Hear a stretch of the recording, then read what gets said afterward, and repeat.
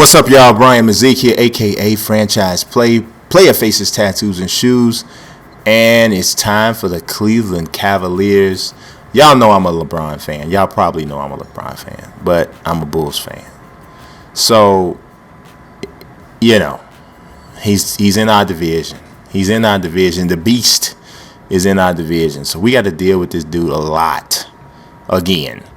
Back when he was with the division, when he was in Cleveland, the Bulls weren't quite ready to win anyway, so it wasn't that big of a deal. But the Bulls have a championship caliber team now, and the Cavs are stacked, as everybody knows.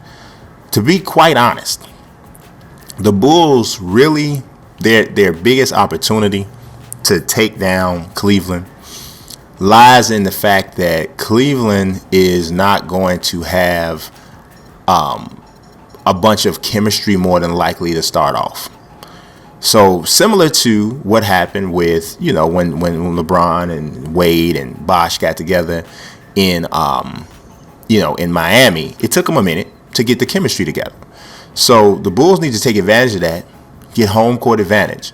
The other thing is, I think the Bulls front court is still stronger. Now there's some talk about Cleveland getting Hibbert or whatever, but I don't know if that makes them better on the inside or not, because there's certain things that Verjao can do that Hibbert can't. So, whatever. We'll see. But that's interesting, though. And the other thing that's interesting, when you play this game, like when you play NBA2K and you go on like my GM, LeBron technically has a 1-year deal. So, we all know he's more than likely going to come back or whatever.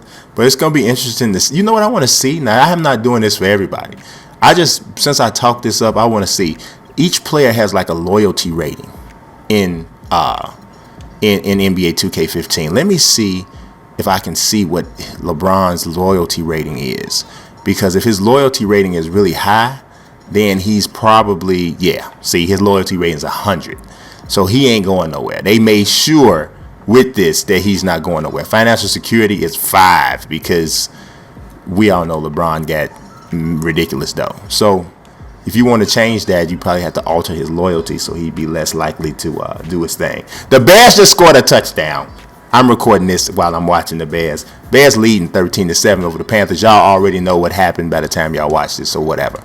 Kevin Love is next, and he still got a little Charles Manson look to him, but he can rebound, score a little, score too. So we'll see what happens with Kevin Love, man. A lot of people think that because of his defensive deficiencies that he might have a little bit of a struggle. He got some pro wings on, though. What's going on with your pro wings, Kev? We'll change that another time. But yeah, some people think it might be a little bit of an issue because of that. We'll see. Kyrie Irving, I think it's going to be very key figuring out how Kyrie Irving gels with LeBron. That's going to be a big thing, because Kyrie is used to taking a lot of shots. Now it's time he has to actually be the straight up point guard. But you know what? I just see something. His back tattoos, his like the shoulder blade tattoos, his go further in than anybody I've seen so far.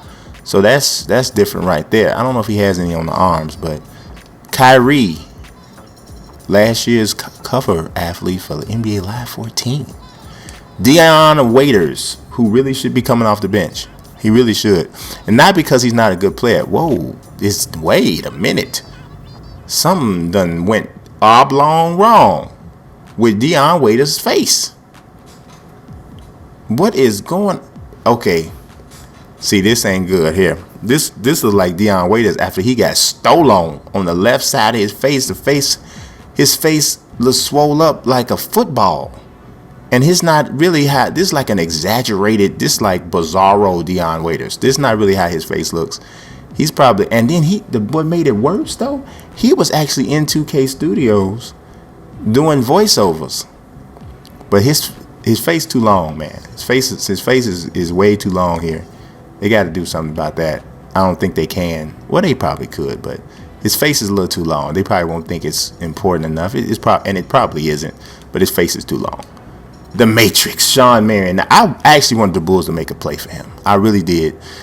He clearly wanted to play for a winner. He took the league minimum, turned out way more money from the Pacers because Pacers are not going to be very good this year without Paul George. And he came to play for the Cavs. I don't know. I think the Matrix shoulders might be a little bit too broad. He got like Dwight Howard shoulders in here. He look like he squatting and benching 450. That's but very serious look on his face. Tristan Thompson, I don't think he's getting enough respect at all in this whole thing. Just the whole thing that went on, because I actually thought that the Cavs would be better down the road if they kept Wiggins and let Tristan Thompson be the power forward, because I actually like Tristan Thompson. I like his game. I think playing with LeBron, he would be even better. But they, went and got Kevin Love. You can't really blame him for that either. But man, I thought Tristan Thompson was really a nice young power forward that would have blossomed with the nucleus. Anderson Varejao. This is a good render. When I first saw it, I thought it wasn't a good render, but now when I'm looking at it, this is real good.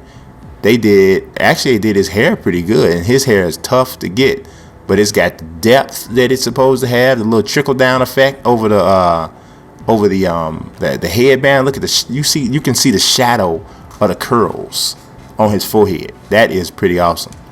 That's pretty good. This is the poor man's Joakim Noah. He plays a lot like Noah, a whole lot like Noah, which is a good thing. Mike Miller. I cannot believe Mike Miller is still playing. And it's not because he's that old. It's just that every year it looks like he is in his last season because his body is like breaking down, but he's still shooting.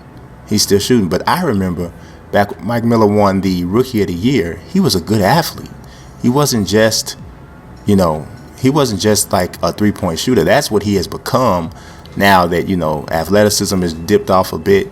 He's become just a shooter, but he was a really good overall player back when he played for Memphis. Matthew Dellavedova. I wasn't sure that he was actually even going to make the league, but he did, and he looks to be sticking as like the backup point guard in Cleveland. This is a pretty decent render too. One thing that stuck out about him, I remember, and some people get like vilified when they do this.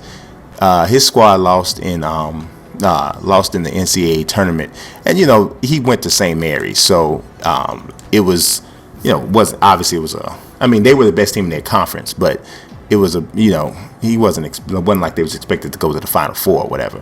But dude had spent everything emotionally just to get there, and he didn't really play well either.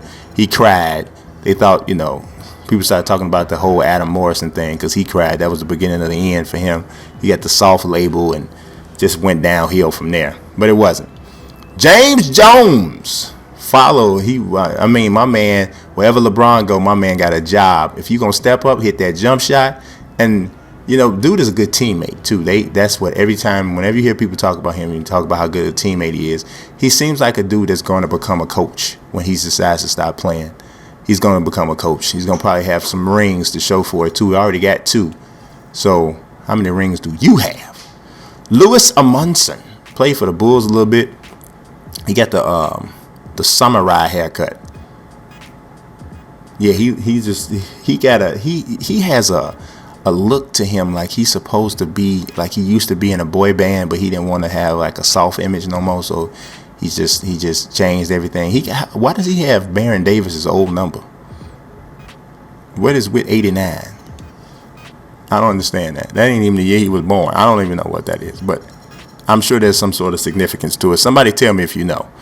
Joe Harris. You know what? This dude this guy's a good athlete. He's a good, that ain't him though. Who is that? Oh man, this dude is not Joe Harris. I don't know. Yeah. Okay, so I'm already seeing early on as I go through some of the lower parts of the depth chart here, there's some of the rookies that maybe they didn't get scanned. There's not a lot of guys. Maybe you might see one guy every 3 teams that didn't get scanned, but Joe looked like he's one of them because that ain't Joe. Look at that. That ain't none of Joe. That is not Joe. That is so not joke. Brendan Haywood's the last guy. You know, Brendan Hayward got he has a contract, like he has like a team option for like $9 million coming in after this upcoming season. How much you want to bet that don't get picked up? I don't think it will. But I mean, he's been in the league for a long time. He's a big body. Even if they keep him, you know, he's a good guy to have on the bench. So, you know, fills out their roster good, because if they have any issues at all, any concerns, it's probably depth in the middle. So that's it. That's Brendan Hayward. This is the Cleveland Cavaliers player faces, tattoos, and shoes. Y'all like this video, subscribe.